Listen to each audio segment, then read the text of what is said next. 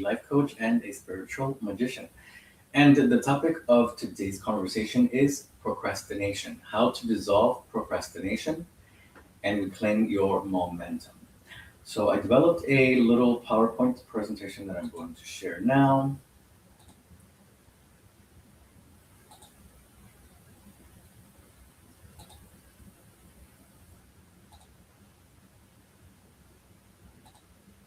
So it's called the neurology of betrayal. Why did I call it this? It's because your subconscious mind is denying, is betraying your goals, your ambitions, your desires. And so for now, we're going to get down to the audit, to the bottom of the problem. It's called a clinical diagnostic audit of intentional action gap. Now, let's talk about clinical diagnostic audit. It sounds a little bit medical. It's not really that medical, it's more psychological. I'm not a doctor, I'm a life coach. So, this is how I presented this PowerPoint. So, let's talk about the person that you are. You are a person of action. You execute functions, you have long term planning, you have patience. That's the seat of willpower. You know that the work that you're doing is going to yield results. You are capable of building a luxury lifestyle or the lifestyle of choice. So let's talk about the identity crisis. The prefrontal lobe versus the limbic lobe. So let's talk about you. Who's the person looking back at you right now? Is it the mirror of an action of your home, your friends, your family, your business needs, or a ghost who's ready to surrender their identity to addiction, anxiety, or depression? Let's talk about what is happening. You are on the right hand column right here. You're the ghost. You're not doing the things that you need to do. You're falling behind. You're procrastinating. Some of you may even go into recreational things to escape. This is an escapism technique. We're going to talk about that later on. The ghost, which is not the person of action, is the exact opposite of who you are, what you want to do, and who you want to be. So you have your instant gratification. They are functioning on survival instincts. This is the little brain in the middle here, the hypothalamus. You are emotionally hijacked. Sometimes when we want to do a task, we don't want to leave our comfort zone. And when we leave our comfort zone, the receptors in the brain perceive an action as painful, sometimes emotionally. It releases the same endorphins, I guess, in the brain. It perceives the centers of the brain that are perceiving pain are being perceived now when you are doing a task, when you have to do a task, not when you're doing it because you're procrastinating. And the brain relies on the dose to navigate an immediate reality. That's why we stay in our comfort zones. We don't want to do the task. We stay at home or we watch TV or we do something else that's pleasurable in avoiding what we need to do. So let's talk about the jail cell. Why you are not leaving. When the limbic system vetoes your future for a temporary high, do you feel the walls of your psychological cell closing? And you don't realize it when you're avoiding a project or engaging in escapism to avoid that project. You may be numb to realize that you've locked yourself inside. So the limbic system here, we want to override that. This is outside of the jail where you are inside of the jail. The procrastination is keeping you inside this jail, and you need to do things that you have to do for your business, for your family, for your partner. Those are the goals that you're setting aside that are keeping you in that jail. Now let's talk about the value of betrayal and hyperbolic discounting. Does the rabbit hole of escapism, back to recap a little bit, is you're escaping your responsibilities. You're shirking your responsibilities. You know what you need to do. Excuse me. But escapism provides more satisfaction than the goal that you set for yourself. In this case, the luxury lifestyle. So your mind is not doing it's not promoting you, it's not prompting you to do what you need to do to claim your worth. So let's ask the question: does the rabbit hole of escapism provide more satisfaction than the goal of a luxury lifestyle? you claim to be worth, or was that a goal? Was that goal just another lie you told yourself? Let's talk about your goals here, which are on the right, versus the escapism, the hot dose. You want the quick dopamine burst, or in case if you fall into recreational activities such as, I don't know, adult movies, drugs, alcohol, partying on the weekends, something that you need to do. Let me rephrase that. Something that you're doing that you need, that is preventing you from doing what you need to be doing. In this case, the luxury lifestyle is the goal, if that is what you're looking for. There are other goals. I just put this here as an example. The hot dose is the exact opposite. You are avoiding. That's why when one goes up here, the other one goes down. This one's heavier. You're depending on something else and you're neglecting this part here. So the high value, the high expectancy, and the extreme delay. We all, as professionals, know that we work on something and we're not going to instantly see the results. You know, when you're building a business, when you're building a family, it takes steps. There's certain steps. Developing a relationship, whether it's with your partner, whether it's with your coworkers, whether it's with your friends, it does take time. You nurture it, you know. When you go out to dinner with friends, you are going out and you are taking care of that relationship. You've already built that relationship, so now you're carrying it on. This is on the left side here. On the right side, the hot dose. Sometimes you just don't want to be with them, so you do something else, you know.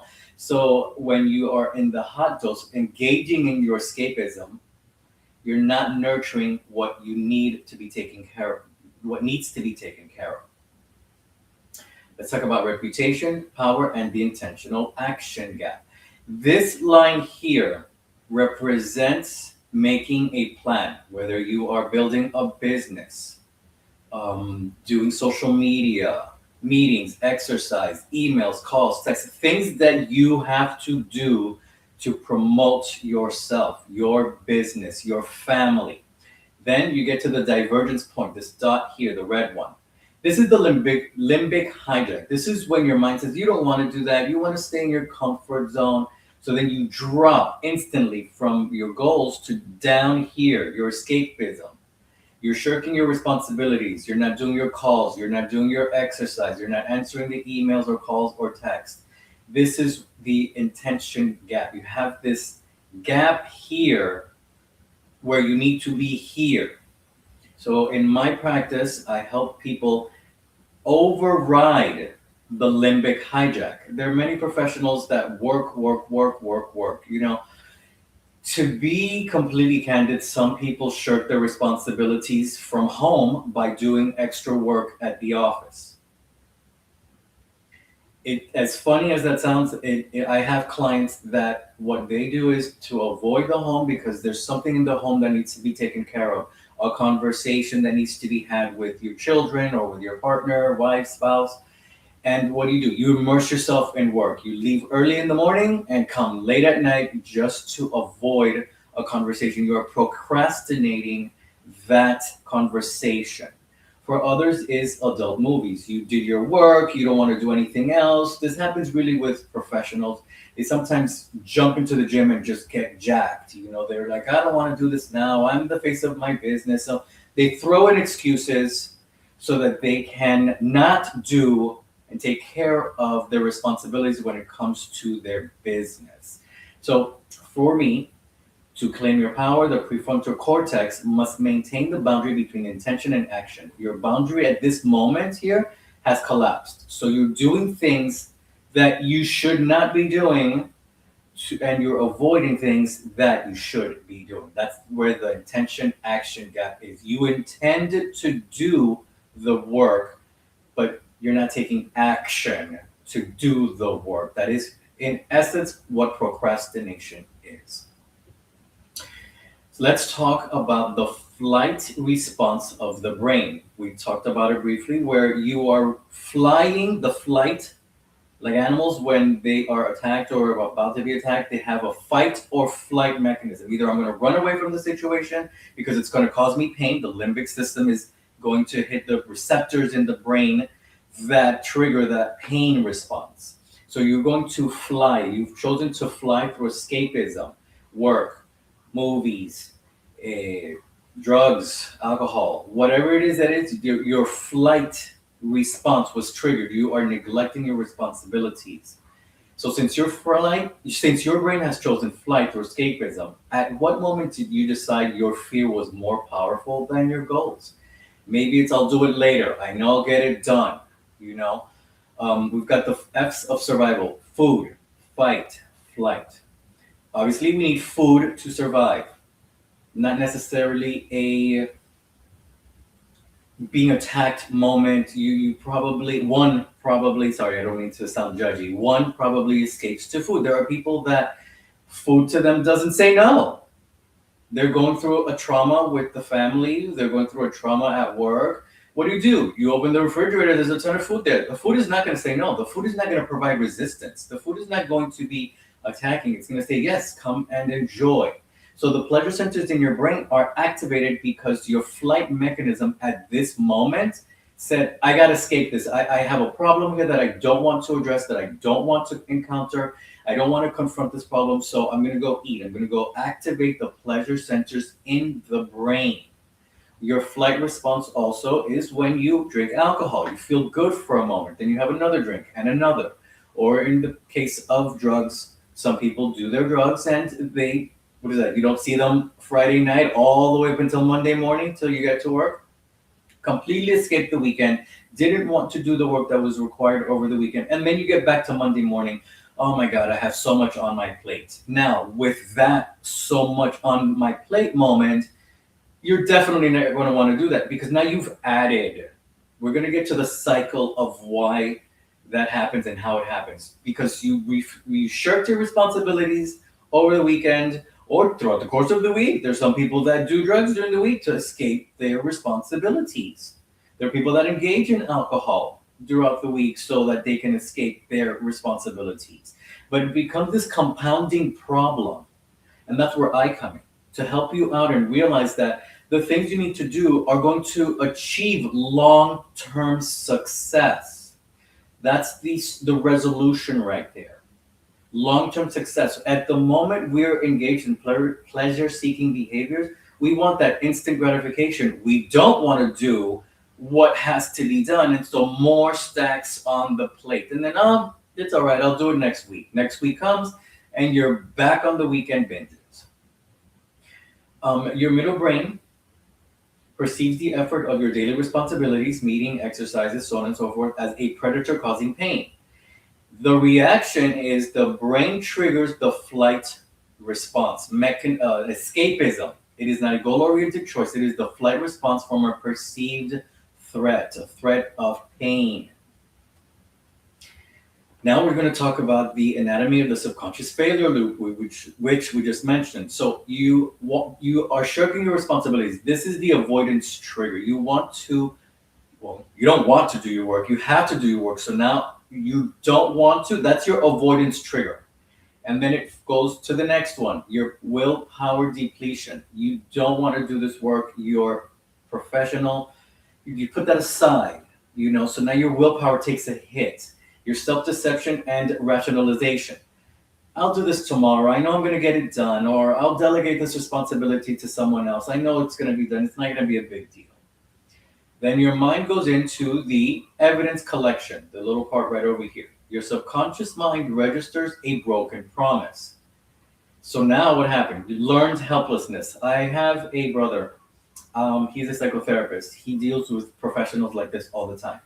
It's called learned helplessness. I can't do it. But the cognitive dissonance in there is that you are a successful professional. You have done that and more. It's just that now you're caught up in this loop of not doing the work that you want to do because you avoided the trip. You started the avoidance trigger. Then you're in depletion. Then you evidence collection of your subconscious mind saying that you don't want to do it. Then now you can't do it. Learn helplessness.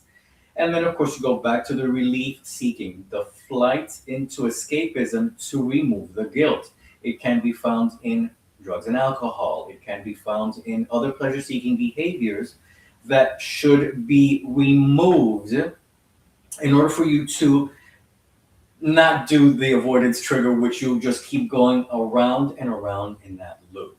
Every time you don't take action on your goals, you are providing your subconscious mind with evidence that you're a failure. So now that moment is like, well, I'm a failure. Your subconscious mind, the conscious mind is the conscious mind that I'm talking to right now. You're listening to me, you're responding to what I'm saying. The subconscious mind is your crew, like on a ship. You tell the crew what to do, well, guess what? They're going to do it. You are the captain of that vessel, you're the captain of that ship. But since you're in the evidence collection mode and helplessness mode, your crew is not getting orders. So they're not going to do anything. Your subconscious mind is going to be like, whoops, we won't do it. We won't get it done. Maybe we'll get it done. Maybe we won't. How much more of this evidence do you need? Do you intend to collect before you admit that you're sabotaging your soul? Take action. Resolve that problem. Figure out the cause, the root of what that pain is. It happened to me a couple of times. I'm like, why is it that I'm avoiding this? I know I'm capable of doing this. I know that I can take care of my responsibilities. So my solution, it could be different for others, is to sit at my desk in front of my computer, and then the work is not going to do itself. Your mind is going to be like, you got to get this done, whether you like it or not. Now, the future self confrontation, the ultimate veto. If you're in a session with me, if you are my client, if your peers, your family, friends, and partner were to come into the next session, all of us together, would you have the courage to look them in the eyes and explain why they are less important than your escapism? Now, when it comes to your peers, your friends, your family, I mean this because everyone has peers, friends, and family. And as a coach, as a life coach, it is my responsibility to get you, if you're seeking guidance, coaching for procrastination in this example, I retrain your brain. I reframe your actions as to why your escapism here on the right is more important than the others, the family, the peers, the friends, your partner that what is represented over here. What is it that is causing that gap? Why are you not taking action? Why are you shirking your responsibilities? You're a powerful professional in your field. You are at the top. They know you as a person of action. You have that reputation. But there's that little gap that needs to be closed, because I understand sometimes you don't want to do things because, like we discussed, there's pleasure centers in the brain that are activated in the other way, that is perceiving your actions as pain. The peers, the family, and friends here represent the abstract future goal. It requires prefrontal patience and it generates love. You love these people, but then there's something that's bigger, which is the escapism, your instant gratification. It triggers the limbic belief and generates shame. For some, not others. Some people are very much into, I know that I'm going to get this done later. I'll get it done later. But I'm the type of person that if I do not put out today's fires, there's going to be two fires tomorrow that I have to put out. So I usually take action as much as I don't want to, and it happens to everyone. I am an entrepreneur, a life coach, a spiritual magician. There are things that I don't want to do, lesson plans, meditation recordings, but I also think about who it is for. It is for my client. It is for you. So I sit down in front of the computer and get the work done. That is my solution. And not every solution works for everyone. That is my solution. That works for me. That is why I'm presenting right now. Sometimes you have to be firm. You've got to give the ultimatum. You're biologically choosing escapism over memory, the memory of your peers, your family, your friends, your partner. You have the courage, and this courage requires overriding the limbic system to protect what matters. And I, as a life coach, as a spiritual magician, I bring that out in you. I know you have it in you to remove the escapism. It is a challenge. Who doesn't like to have fun? Who doesn't like recreation? But I bring you back to going to realize what is important in your life so that you can remove your escapism tactics. So, the miracle reality. If a miracle happened tonight and you woke up tomorrow morning free of your escapism, what would it look like? Think about it. Will it look like more time with your friends and family? Would it look like nurturing your entrepreneurial effort? Will it look like going to the beach every weekend? What would it look like to you if you were to remove the escapism and take action on your responsibilities? Would you recognize the person who does the work, or have you become too comfortable as a victim?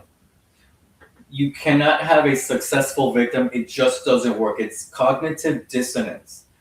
I'm a professional, I'm strong, I'm capable, and then you claim the victim card. It just doesn't work. It's either you are the victim that doesn't do anything, or you are a person that takes action on your business, on your goals, with your family, with your friends, all of that.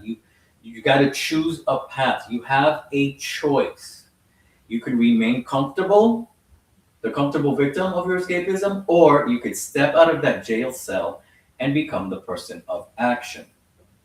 So now, the diagnosis is complete, and the next action is entirely yours. I want to thank you very much for your time today. Look me up at airazulventures.com. That's AIREAZUL ventures.com. Fill out the worksheet if you're looking for a life coach.